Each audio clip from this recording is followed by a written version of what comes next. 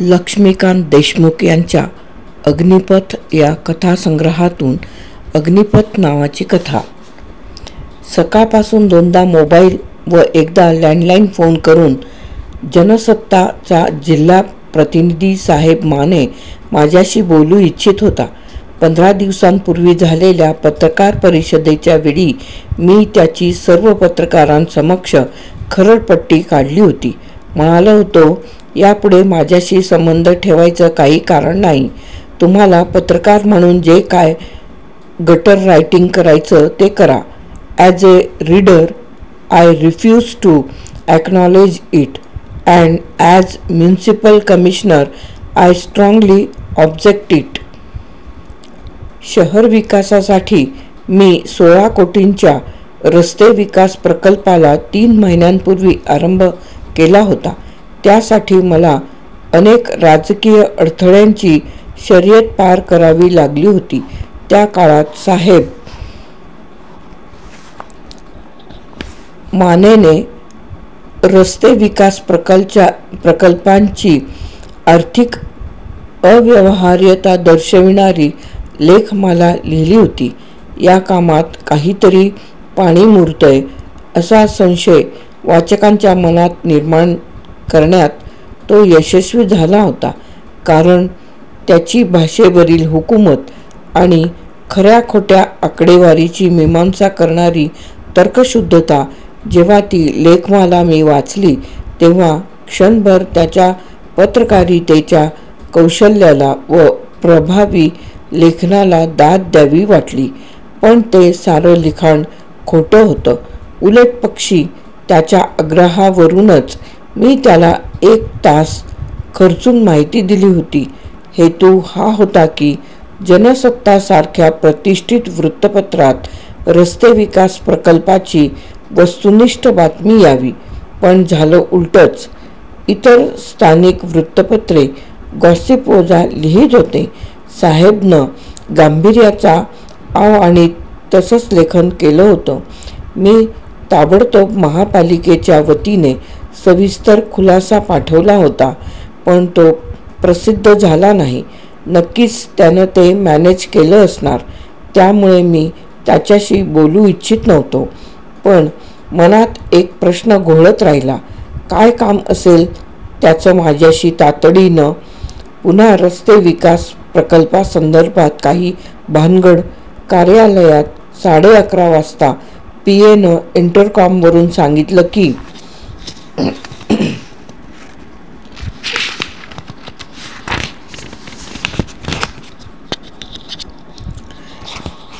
जनसत्ता नागपूर आवृत्तीचे संपादक संजय बिडकर माझ्याशी बोलू इच्छितात. सध्या ते लाईनवर आहेत. संजय बिडकर हे मराठवाड्याचे. औरंगाबादला असताना आमचा बऱ्यापैकी परिचय होता. मी लगेच फोन घेतला. हॅलो, आमच्या पेपरवर तुम्ही नाराज दिसता. तसं काही नाही बिडकर साहेब. आमचा जिल्हा प्रतिनिधी साहेब मानेनं सकाळपासून तुमच्याशी संपर्क साधायचा 2दा प्रयत्न केला, पण तुम्ही फोनच घेतला नाही. म्हणून त्यालाही कारणं आहेत. मी म्हणालो, पण ते जाऊ दे. तुमचं काही विशेष काम होतं? हो ना. आमचे बॉस जनसेवा ग्रुपचे चीफ एडिटर आज सायंकाळी तुमच्याशी फोनवर अर्धा तास बोलू इच्छितात. कोण? प्रणव जेटलीजी माझ्याशी फोनवर बोलणार आहेत? कोणत्या संदर्भात? मी काहीसा उत्तेजित होत बोललो. मी त्यांच्या पब्लिक ओपिनियनमधील कॉलम इंडियाज इंटरेस्टचा केवढा जबरदस्त फॅन आहे म्हणून सांगू. मागच्या वर्षी तुमच्याकडे उपसंपादक म्हणून काम करणारे कवी नरेंद्रना विदर्भरंग पूर्वीत हे लेख अनुवादित करून छापावेत म्हणून मीच सजेस्ट केलं होतं. मला माहीत आहे साहेब, बिडकर म्हणाले. मला बॉसने कल्पना दिली नाही फारशी, पण आय गेस त्यांना तुमच्याशी जयशंकर यादवबद्दल बोलायचं असावं. तुम्ही दोघं IIT कानपूरचे बॅचमेट ना? I see. त्यासाठीच साहेबनं तुम्हाला अनेक वार फोन केला. ओके, त्यांना निरोप द्या. मी ऑफिसमध्येच आहे 6पर्यंत. मला त्यांच्याशी बोलायला आवडेल. मी जयच्या आठवणीनं क्षणभर हळुवार होत म्हणालो. आम्ही 4.5 वर्षे एका रूममध्ये राहिलो होतो. जय माझा जिगरी यार होता. We lost a really dedicated and honest engineer. National हायवेचं काम उच्च प्रतीचं व्हावं म्हणून माफिया गँगला त्यानं एक्सपोज करून वरिष्ठांना कळविण्याचं, थेट PM ऑफिसपर्यंत पत्रव्यवहार करण्याचं धाडस दाखवलं आणि बिचाऱ्याला हकनाक प्राणाला मुकावं लागलं. मला हे माहीत नव्हतं तुम्ही दोघं एवढे इंटिमेट होतात ते. बॉसने त्याची हत्या ही एक नॅशनल इव्हेंट करून राष्ट्रीय महामार्गाच्या कामातल्या भ्रष्टाचाराचा पर्दाफाश करून सरकारला धारेवर धरलं आहे. त्यांना तुमच्याकडून बहुमोल माहिती मिळेल. नक्कीच, कारण हत्येच्या आदल्या दिवशी माझ्याशी जय बोलला होता. पण जय यादव हा बिहारी, मी महाराष्ट्रीयन. IIT कानपूरमध्ये BTechसाठी आम्ही दोघांनी एकाच वेळी प्रवेश घेतला आणि योगायोगानं आम्ही रूम पार्टनर झालो. माझ्या मनात आम भारतीय माणसाप्रमाणे TV वर शेखर सुमन ज्या प्रच्छन्न शैलीत बिहारींची खिल्ली उडवायचा, त्यामुळे बिहारी रूम पार्टनर मिळाला म्हणून सुरुवातीचे काही दिवस नाराजी होती.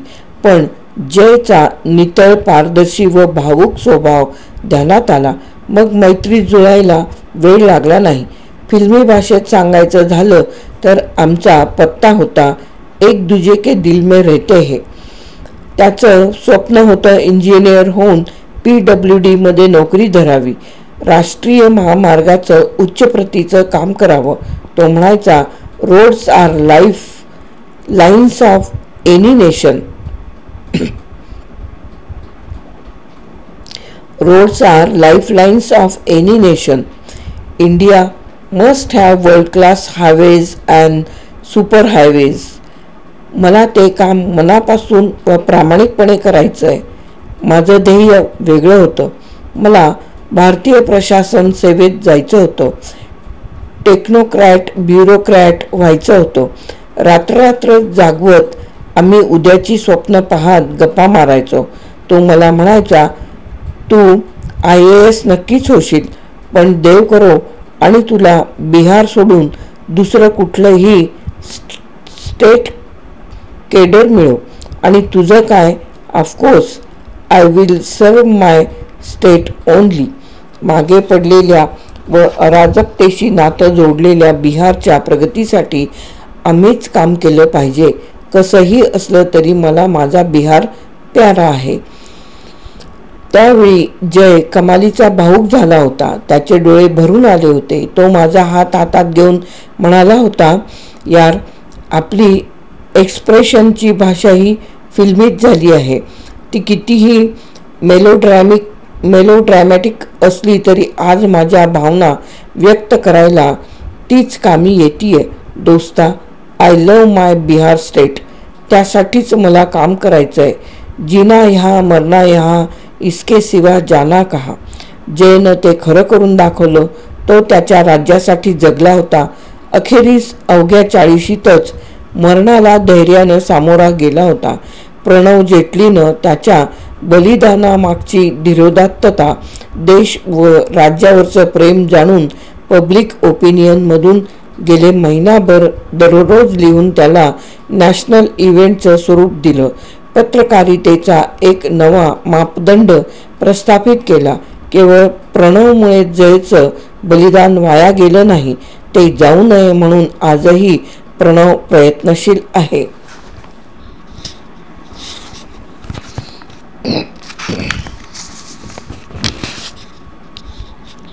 Hats off to him. He is a real journalist, courageous, dedicated and strongly nationalist.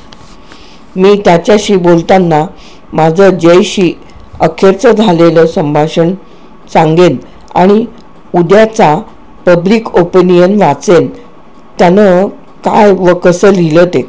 जय माझ्या मित्रा, तू तुझ्या कर्तव्यनिष्ठतेची किंमत मृत्यूनं मोजलीस. मीही ती मोजतोय. तुझाच मित्र ना मी.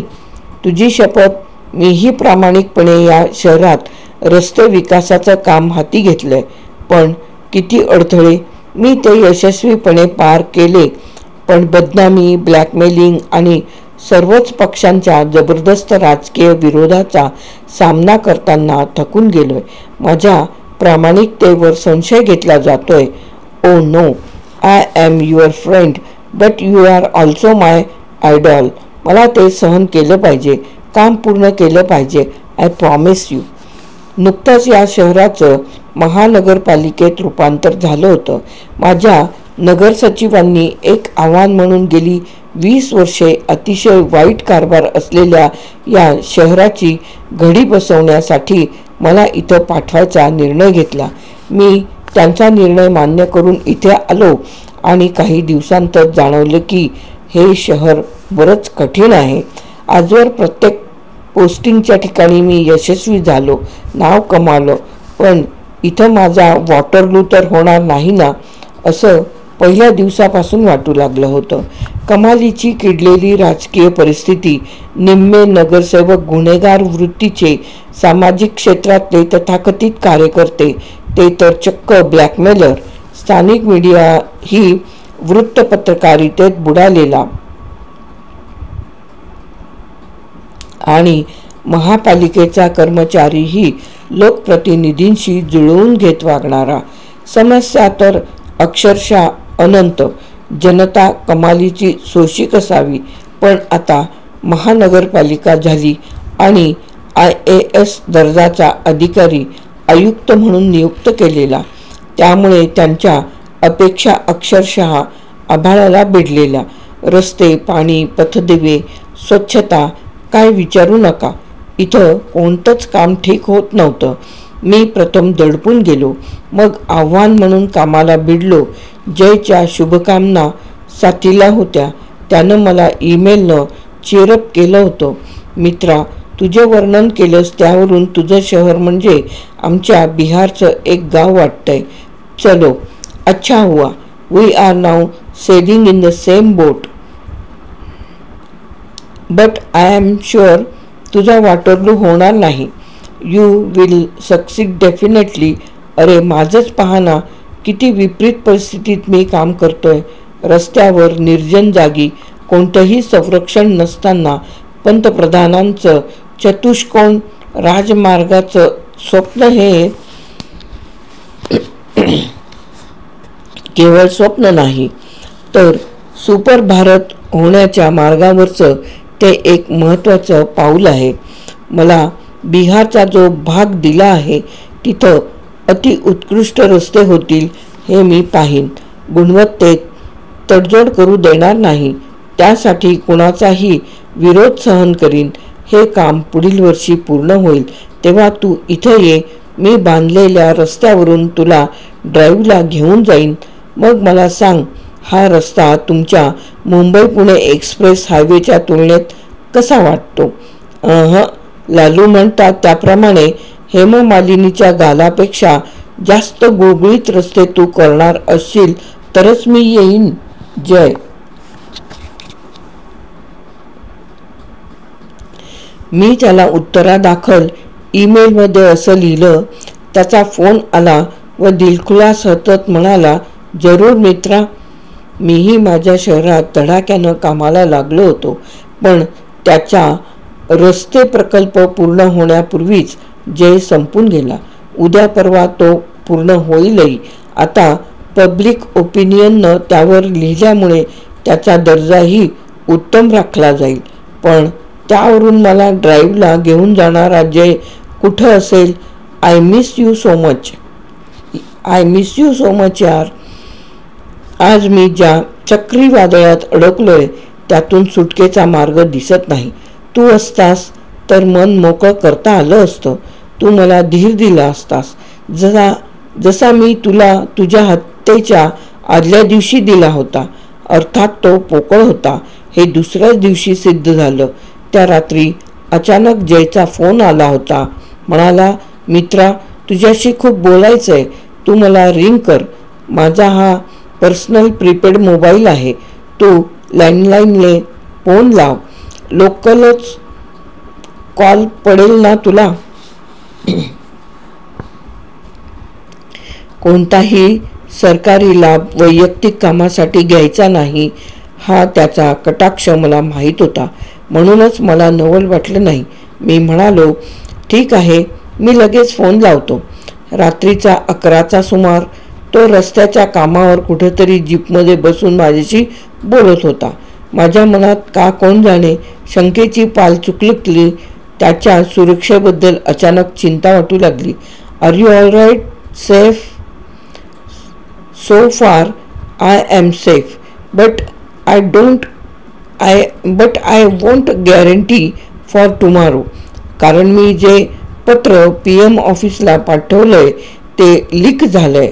ज्यांच्या विरुद्ध मी तक्रार केली होती त्यांना ते कळलंय. बडी कंपनी आहे ती, पण हायली अनइथिकल. त्यांनी गुंडही पोसलेले आहेत.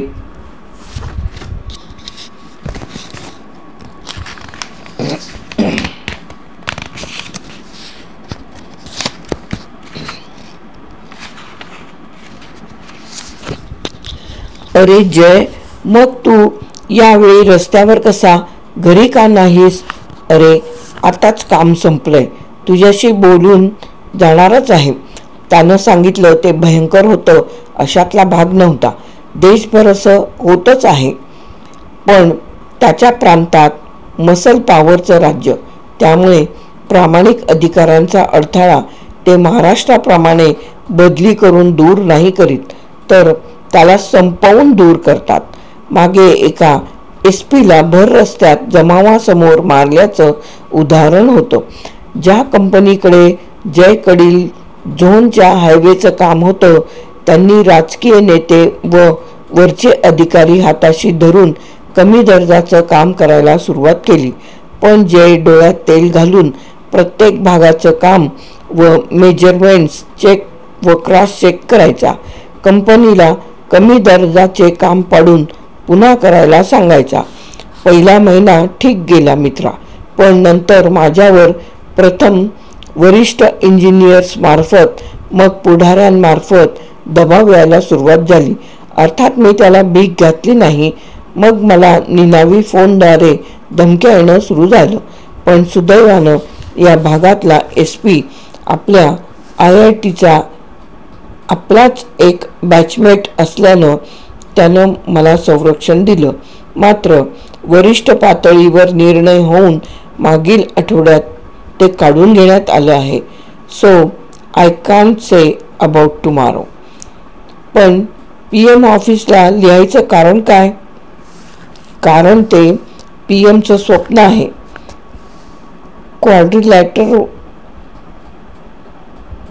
क्वाड्रिलॅटरल हायवेचं.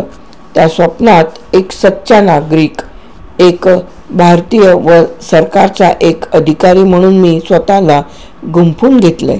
हे आता माझंही केवळ स्वप्न नाही तर ध्येय झालं आहे.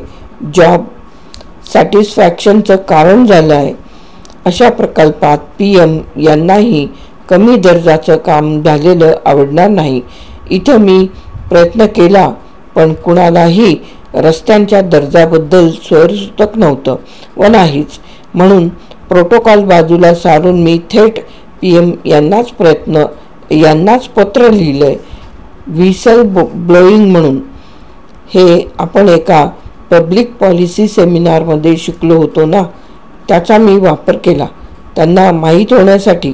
पण ते पत्र लीक झालं. ओ माय गॉड, मला तुझ्या सुरक्षेची चिंता वाटते. त्या SP ला बोल ना, त्याला DIGनी कंपल्सरी लीव्हवर पाठवलंय. मग जय कसं व्हायचं रे? मला फार काळजी वाटते तुझी. मित्रा, जिंदगी और मौत तो ऊपर वाले के हाथ में है. हा फिल्मी डायलॉग फेकत तो हसला.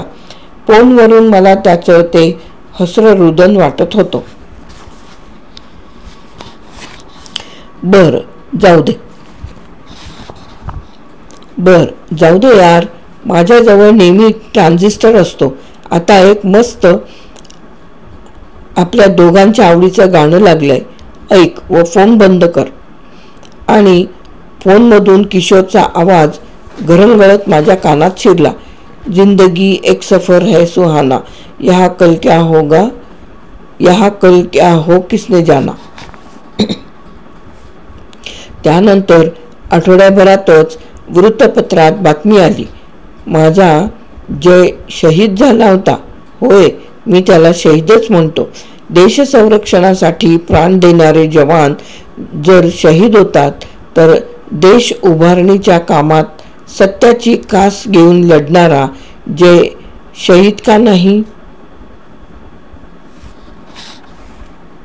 प्रणवशी बोलताना माझा बांध फुटला होता. जेव्हा फोन ठेवला तेव्हा जाणवलं की मी व प्रणव सुमारे तासभर बोलत होतो. बोलताना मी माझ्या शहरातील रस्ते विकास प्रकल्पाच्या कामाबाबतही त्याला कल्पना दिली. सर, हायवेचं काम सरकारी निधीतून चाललंय, पण या शहरात मी एक नवी कल्पना घेऊन पैसे नसताना 20 कोटी रुपयांचे प्रमुख 20 रस्ते बांधतोय.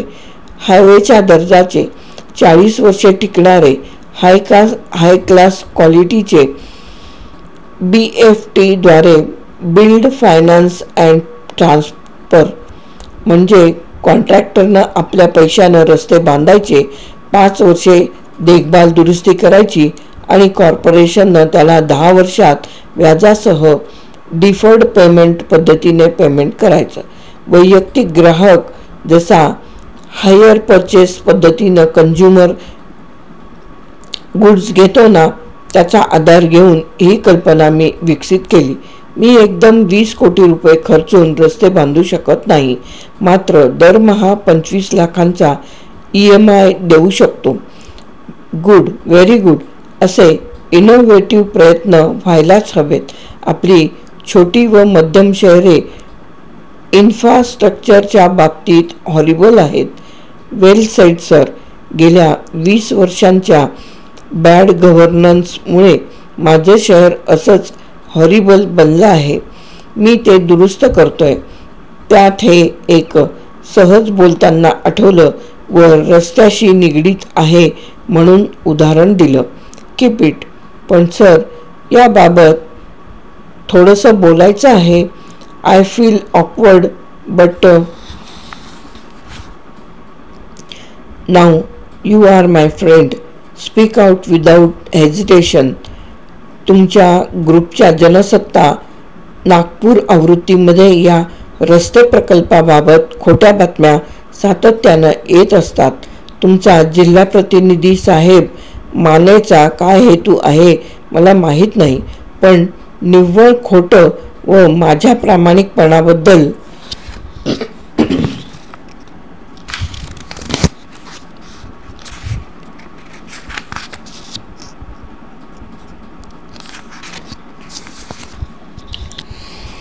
संशय निर्माण करणारं तो छापतोय. I feel very bad. Jay आणि मी स्वभावानं वेगळे नाहीत. त्याला तुमच्या ग्रुपनं हिरो केलं तर तसंच काम करणारा मी तुमच्या साखळी वृत्तपत्राच्या विभागीय आवृत्तीमुळे व्हिलन ठरत आहे. I see. I certainly believe what you say. मी आमचा मुंबईचा वार्ताहर पाठवीन व स्वतंत्र बातमी व न्यूज ॲनालिसिस आमच्या राष्ट्रीय दैनिकात छापीन. तसेच मराठीच्या चिपशीही बोलेन. रस्ते विकास प्रकल्प सुरू झाला खरा, पण पहिल्या दिवसापासून वादाच्या भोवऱ्यात अडकला. तो वाद अर्थातच मुद्दाम जाणीवपूर्वक निर्माण केलेला. प्रथम विरोधी गटातील एका नगरसेवकाचा नगरविकास मंत्र्यांकडे तक्रार अर्ज. मोघम या कामाच्या मंजुरीत प्रचंड भ्रष्टाचार झाला आहे म्हणून काम स्थगित करावे. त्या चौकशीत 1.5 महिना गेला, पण तथ्यहीन तक्रार असल्यामुळे प्रकरण बंद झालं. या काळात स्थानिक वृत्तपत्रांनी चढाओढीत काही बाही छापून अक्षरशः संशय कल्लोळ निर्माण केला. रोज सकाळी वृत्तपत्रे आली की माझ्या काळजात भीतीची कंपनं उठायची. आज काय छापलं असेल? खरं तर हा निर्णय स्थायी समितीनं ठराव न केल्यामुळे महासभेनं एकमतानं घेतलेला, पण सारेजण केवळ आयुक्त म्हणून मला ठोकून काढत होते. हे खरं होतं की मी याबाबत आग्रही होतो, पण शेवटी निर्णय सामुदायिकच होता. अधिकाऱ्यांविरुद्ध बेलगाम होणारी लेखणी महानगरपालिका वेठीस धरणाऱ्या पदाधिकाऱ्यांबाबत मूक व्हायची. मला एक सहकारी म्हणाले, पेपरवाल्यांना पूर्ण जाणीव आहे. अशी काही मुक्ताफळं त्यांच्या विरुद्ध पेपरवाल्यांनी उधळली तर त्यांच्या टांगा तोडल्या जातील. अशात साहेब मानेची पहिली 4 भागाची लेख मला आली. त्यात कसब होतं, सफाई होती. मी जर इतर विभागाचा अधिकारी असतो तर ते वाचून माझ्याही मनात आयुक्तांच्या प्रामाणिकतेबाबत व निर्णय क्षमतेबद्दल नक्कीच संशय निर्माण झाला असता. पण साहेबनं सत्याचा विपर्यास केला होता. खरी आकडेवारी खोट्या व अप्रस्तुत संदर्भात तर्कदृष्टी पद्धतीने दिली होती. हा प्रकल्प भ्रष्टाचारासाठीच मंजूर करण्यात आला आहे असा त्याचा निष्कर्ष वाचताना मनात संतापाचा स्फोट झाला होता. त्यावर कळस म्हणजे माझा खुलासा न छापणे वृत्तपत्रीय संकेतात बसणारं असूनही तो खुलासा छापला गेला नाही. साहेबानं इतर वृत्तपत्रांतही हे लेख वेगवेगळ्या नावानं छापून आणले. शहर दौऱ्यावर येणाऱ्या पालकमंत्री, मुख्यमंत्री, उपमुख्यमंत्री आणि मुख्य सचिवांना ते लेख दाखवून कामास स्थगिती द्यावी यासाठी किंवा पत्रकार संघाचं माध्यमही वापरायला त्यानं कमी केलं नाही. मी मुख्य सचिवांना रेल्वे स्टेशनवर सी ऑफ करायला गेलो असता त्यांच्या कानावर सारा प्रकार घातला. ते खूप मॅच्युअर्ड वाटले. म्हणाले, डोंट वरी, अशा तक्रारी येतच असतात. पुन्हा एकवार अनेक तक्रारी मंत्रालयापर्यंत गेल्यामुळे नगरविकास सचिवांनी अधीक्षक अभियंता सार्वजनिक बांधकाम विभाग यांना चौकशी करायला सांगितली. त्यातही काही निघालं नाही, कारण सारं काही साफ होतं, स्पष्ट होतं. पण मलाच हे सारं अपमानास्पद वाटत होतं. आजवरच्या 8 वर्षाच्या कारकिर्दीत केवळ लोकप्रियता, शाबासकी व वाहवाच वाटास आली होती. त्याला हे शहर अपवाद ठरलं होतं. मी प्रामाणिकपणे काम करूनही माझ्यावर संशय घेतला जात होता. तो मला सहन होत नव्हता. पण वृत्तपत्रात वारंवार येणाऱ्या गॉसिपवजा बातम्यांचा खुलासा तरी किती वेळा करणार?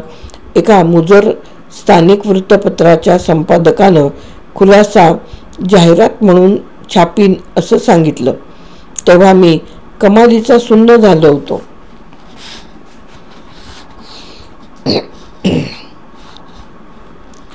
मीडियाचा, खास करून स्थानिक मीडियाचा मी जरा खोलात जाऊन अभ्यास केला आणि लक्षात आलं की जसे सरकारी अधिकारी व कर्मचारी वर कमाईला चटावलेले असतात, तसेच बहुसंख्य वार्ताहरही चटावलेले होते. यापूर्वी महानगरपालिका, पोलीस व यासारख्या अनेकांनी 4 चवल्या त्यांच्या तोंडावर फेकून त्यांना या खुराकाची सवय लावली होती. पुन्हा या शहराचं राजकारण कुरघोडीचं. इथं महानगरपालिकेमध्ये 5 राष्ट्रीय पक्ष, 3 राज्यस्तरीय पक्ष व 2 स्थानिक आघाड्यांचे प्रतिनिधी होते. प्रत्येकजण काही मिळते का हे पाहण्यासाठी प्रशासनावर नजर ठेवून मी इथं आल्यापासून पारदर्शी शासन करत भ्रष्टाचारावर जाम अंकुश ठेवलेला. त्यामुळे छोट्या मोठ्या बातम्या ते मीडियाला हाताशी धरून छापून आणत. 500 रुपये दिले की 2-3 दिवस नगरसेवक व लोकप्रिय प्रतिनिधी म्हणतील तशी भडक बातमी छापून यायची. 20 कोटी रुपयांचा रस्ते विकास प्रकल्प तर शहरासाठी सर्वात मोठा प्रकल्प होता. त्यांच्यासाठी जणू सोन्याची खाण प्रत्येकाला त्यातून काही मिळावं असं वाटू लागलेलं. ठराव मंजूर करताना कंत्राटदार व काही प्रमुख नेत्यांची बैठक झाली होती. देवाण व घेवाणही झाली होती. हे मला माहीत होतं. स्थायी समिती ठराव मंजूर करताना काहीतरी घेतेच असा अलिखित नियम होता.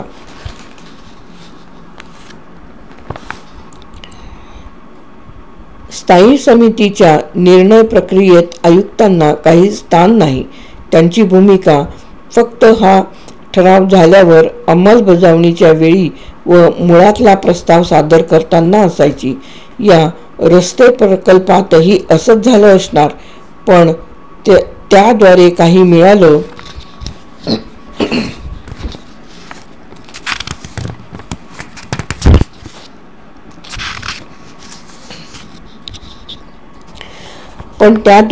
मिळालं नाही म्हणून खट्टू झालेले काही नगरसेवक व पत्रकार यांचा राग व विरोध समजू शकत होता. पण राजकीय विरोधही हळूहळू वाढत होता. पुढील वर्षीच्या पहिल्या तिमाहीत लोकसभा व तिसऱ्या तिमाहीत विधानसभेच्या निवडणुका होत्या. शहरात मनपाच्या महापौराचा पक्ष दोन्ही निवडणुकीत हॉट फेवरेट होता. हे 20 रस्ते पूर्ण झाले तर शहराचा चेहरामोहरा बदलणार होता. त्याचं श्रेय साहजिकच महापौरांच्या पक्षाला मिळालं असतं. म्हणून सर्वच विरोधी पक्षांनी विरोध सुरू केला. प्रकल्पाचा खर्च जास्त आहे, त्यात फार मोठा भ्रष्टाचार झाला आहे वगैरे आरोप आणि आतून मात्र ब्लॅकमेलिंग. पक्षासाठी निधी द्या नाहीतर काम करू दिले जाणार नाही असे अनेकांनी कंत्राटदाराला धमकावले. तो वैतागला व म्हणाला, मी म्हणजे काय पैशाची खाण आहे साऱ्यांना पैसे वाटायला. त्याने नकार दिला. मी व प्रशासन खंबीरपणे कंत्राटदाराच्या मागे काम वेगानं व्हावं, त्याने नाउमेद होऊन काम सोडून जाऊ नये म्हणून त्याला सांभाळत होतो. त्याचा विपरीत अर्थ नेते व पत्रकार लावत होते.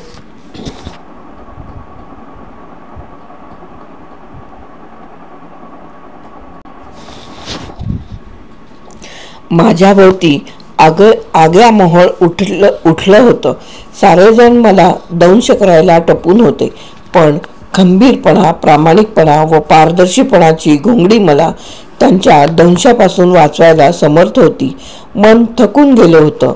उमेद कमी होत होती. मला प्रश्न पडायचा की मी हा अट्टहास का करीत आहे. इथल्या लोकप्रतिनिधींना विकासाचं काही देणेघेणं नाही तर मी का एवढा जीव पाखडत आहे. माझं विवेकी व आदर्शवादी मन उत्तर द्यायचं, हे तुझं कर्तव्य आहे. शहर विकासासाठी तुला हे सारं केलं पाहिजे.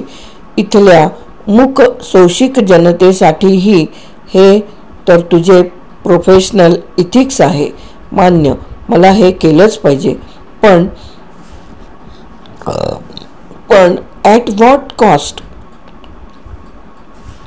मनात असे वैचारिक द्वंद्व आणि भावनिक वादळ दिवस दिवस चालायचं. मग माझ्यातली जिद्द व खुन्नस जागृत व्हायची. मला म्हणायची, कर नाही तर डर कशाला. तू प्रामाणिक आहेस ना. तुझा निर्णय रास्त, कायदेशीर व शहर हिताचा आहे ना. मग झालं. मनाला तुकोबा धीर द्यायचे. सत्य असत्याशी मन केले ग्वाही, नाही विचारले बहुमता. जय माझ्या प्रिय मित्रा, आज तुला जाऊन बरोबर 100 दिवस झाले. आजच माझ्या 20 रस्त्यांपैकी पहिला रस्ता पूर्ण झाला आहे. कॉन्क्रीटचा गुळगुळीत रस्ता, दोन्ही बाजूला फुटपाथ, सोडियम वेपरचे चकचकते पथदिवे आणि 4 फूट वाढलेले गुलमोहर आणून लावलेले. माझ्या कल्पनेतला गुलमोहर रोड, तो मी मनोमन तुझ्या स्मृतीला अर्पण करतोय. तुलाही या माझ्या रस्ते विकास प्रकल्पाचा अभिमान वाटला असता. असं दर्जेदार काम झालं आहे. तू जिवंत असतास तर मी तुला बोलावून या रस्त्यावरून फिरवलं असतं. तुझी पसंतीची दाद घेत तृप्त झालो असतो. खोट्या बातम्यांना चांगलं काम करून उत्तर द्यावं असं म्हटलं जातं. पहिला रोड पूर्ण करून मी तसं उत्तर दिलंय, पण उद्याच्या पेपरमध्ये या रोडची चांगली बातमी नक्कीच येणार नाही, कारण शहराच्या खासदारांनी मुख्यमंत्र्यांकडे लेखी तक्रार केली आहे. त्यांच्या पत्रावर मुख्यमंत्र्यांनी स्टे दिला आहे. आजच त्याचा तसा फॅक्स आला आहे. उद्याच्या पेपरची हीच डेडलाईन असणार. पुन्हा एकदा मी आरोपीच्या पिंजऱ्यात उभा. अर्थात नगरसचिवांनी मला फोनवर सांगितलं की आम्ही मुख्यमंत्र्यांना पटवून दिलंय. स्टे दिला जाणार नाही. तुम्ही काम चालू ठेवा, पण पुन्हा एकवार चौकशी करण्यात येईल. पुन्हा पहिले पाढे 55. मित्रा, तुझ्यासारख्या उमद्या इंजिनियरचा असा शेवट व्हायला नको होता, पण निदान प्रणवमुळे तू नॅशनल हिरो ठरलास. मरूनही अमर झालास. एक नॅशनल आयकॉन बनलास. मी तुझ्यासारखंच काम करत असूनही विलन ठरतोय. दररोज चारित्र्य हननाच्या आरोपांनी मनोमन मरतोय. काय करू मित्रा? हसतोयस ना? माझ्या कानात तुझं ते दिलखुलास हास्य कायमचं कोरलं गेलंय. काय म्हणतोस? नवे गुणगुणतोयस? मैं जिंदगी का साथ निभाता चला गया, हर फिक्र को दुए में उड़ाता चला गया. Yes yes, thank you my dear friend. मुझे जिंदगी का साथ निभाकर चलना पडेगा. मी साऱ्या वादळाशी तोंड देत काम करीन, कारण हरिवंशराय बच्चन यांच्या कवितेप्रमाणे मी अग्निपथवर चालण्याची शपथ घेतली आहे ना, प्रोफेशनल इथिक्स म्हणून. पीछे नहीं मुड़ूंगा मैं, राह नहीं छोड़ूंगा मैं, हार नहीं मानूंगा मैं. कर शपथ, कर शपथ, कर शपथ. अग्निपथ, अग्निपथ, अग्निपथ. मित्रा, हा अग्निपथ मला तुझ्या साथीविना तुडवायचा आहे. त्या रस्त्यांच्या कामासाठी तू प्राण दिलेस व नॅशनल हिरो बनलास. तशाच पद्धतीच्या शहरातील रस्त्याच्या कामांसाठी मी जिवंत आहे, पण विलन ठरवला जातोय. अर्थात ते मूठभर आहेत याची मला जाणीव आहे. हजारो मूक अबोल शहरवासी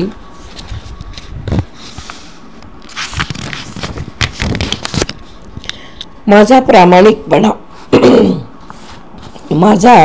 प्रामाणिकपणा व कामाची तळमळ जाणत असतील अशी अपेक्षा आहे. त्या जोरावर मी त्यांचा सामना जरूर करेन.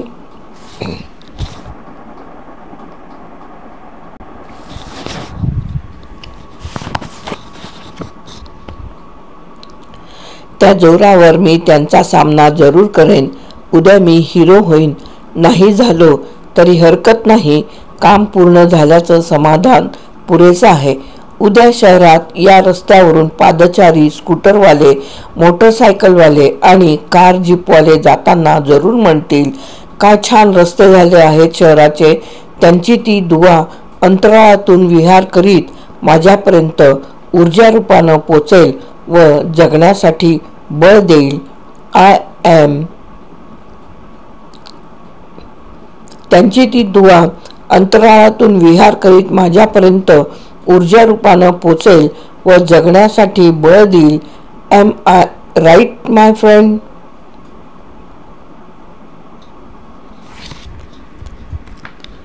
लक्ष्मीकांत देशमुख यांची अग्निपथ नावाची कथा येथे समाप्त.